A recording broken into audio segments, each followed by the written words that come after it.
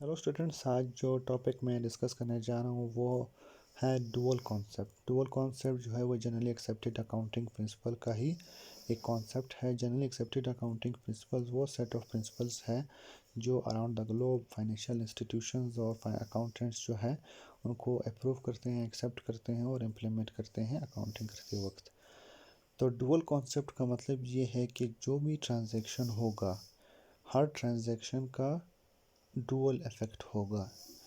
Dual effect का मतलब ये है, डुअल इफ़ेक्ट का मतलब सिर्फ इस हद तक महदूद नहीं है कि उसमें सिर्फ दो इफ़ेक्ट हो सकते हैं। उसमें ये कि मिनिमम दो इफ़ेक्ट्स हो सकते हैं।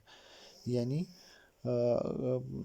फॉर एग्ज़ाम्पल कोई भी ट्रांजैक्शन है उसमें एक डेबिट होगा और एक क्रेडिट होगा, मिनिमम। दो से ज़्यादा भी हो सकते हैं। तो इसका अगर हम एग्ज़ाम्पल दें, फॉर एग्ज़ाम्पल किसी भी ऑर्गेनाइजेशन में ओनर ने कैश इन्वेस्ट किया तो अपने ऑर्गेनाइजेशन में, तो उस ऑर्गेनाइजेशन में कैश डेबिट हो जाएगा और कैपिटल यानी ओनर इक्विटी क्रेडिट हो जाएगी। यानी एक साइड पे डेबिट है और दूसरे साइड पे क्रेडिट है। फिर ओनर ने बिजनेस से कैश विड्रॉ किया पर्सनल यूज़ करने के लिए, तो जो ओनर इक्विटी है वो कम हो रही है। उसके लिए फिर क्या करेंगे, ड्राइंग्स डेबिट हो जाएगा और कैश क्रेडिट हो जाएगा। ठीक है, यानी इसे ट्रांजैक्शन के लिए भी दो इसके इफ़ेक्ट्स हैं। अब कोई और इस तरह कोई एग्जांपल लेते हैं जिसमें दो से ज़्यादा इफ़ेक्ट्स, दो से ज़्यादा अकाउंट्स इससे अफेक्ट हो रहे हैं। वो है फॉर एग्जांपल कि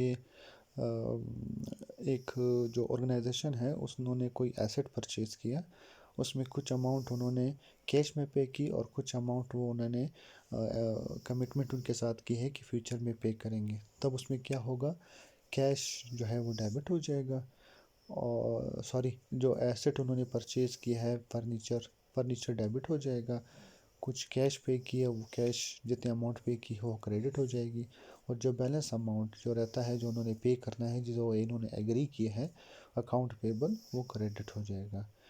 तो इसका मतलब ये है, इसको अगर हम समराइज़ करें, डुअल कॉन्सेप्ट का ये है कि कोई भी फाइनेंशियल ट्रांजैक्शन हो उसका एक इम्पैक्ट, एक अफेक्ट नहीं आएगा, उसके कम से कम वो दो अकाउंट्स को अफेक्ट करेगा और कभी कभार वो दो से ज़्यादा अकाउंट्स को भी अफेक्ट कर सकता है। और जो अफेक्ट करेगा, अफेक्ट को मेजर किस तरीके से करते हैं, या तो वो डेबिट होगा या क्रेडिट होगा। ये नहीं हो सकते कि सब के सब डेबिट हो जाए या सब के सब क्रेडिट हो जाए।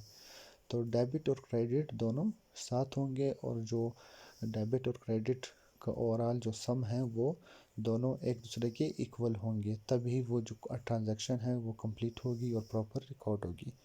तो ये था डुअल कॉन्सेप्ट। प्लीज़ वीडियो को लाइक करें और चैनल को सब्सक्राइब करें। Thank you.